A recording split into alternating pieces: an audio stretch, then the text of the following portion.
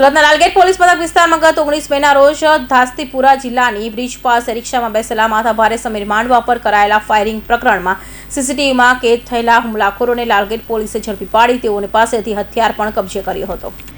ગત 19 મેના રોજ રાત્રિના સમયે ધાસ્તીપુરા જિલ્લાના બ્રિજ પાસે આવેલા બાગ અહેમદ એપાર્ટમેન્ટ નીચે રિક્ષામાં બેસેલા માથાભારે સમીર ખાન પઠાણ ઉર્ફે સમીર માંડવા પર 4 અજાણ્યા સમયે આવી ફાયરિંગ કર્યું હતું। જોકે તે સમયે સમીર માંડવા બચી ગયો હતો। સમીર ગુનામાં સંડોવાયેલા આરોપીઓ સીસીટીવી કેમેરામાં કેદ થયા હોય જેથી આરોપીઓને ઝડપી પાડવા માટે નાયબ પોલીસ કમિશનર ઝોનથી પ્રજ્ઞાકી પરમાર તથા મદદનીશ પોલીસ કમિશનર ડિવિઝન આર આહિરના માર્ગદર્શન હેઠળ લાલગેટ પોલીસ તપાસ હાથ ધરી હતી।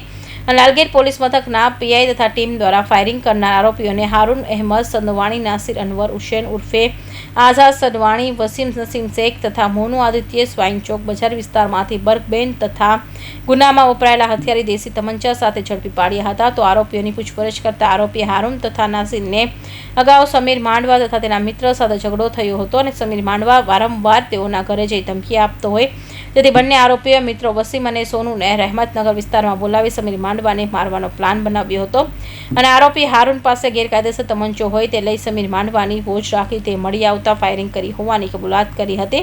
હાલ તો ઝડપાયેલા આરોપી અને ફરિયાદી બંને ગુનાહિત ઇતિહાસ ધરાવતા હોય અને પોલીસે આરોપી અને તે દિશામાં પણ તપાસ હાથ ધરી છે।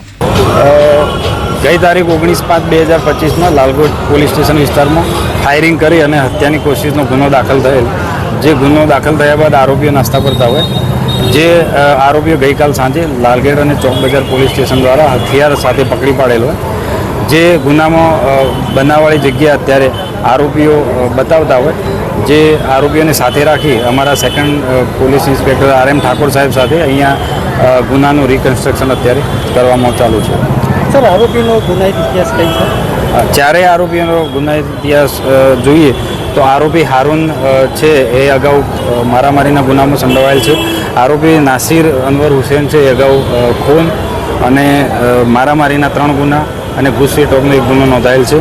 આરોપી સોનુ આદિત્ય સ્વાય એ પણ અગાઉ ખૂન, લૂંટનો ગુનો અને ઘૂસી ટોકના ગુનામાં સંડોવણી થયેલ છે।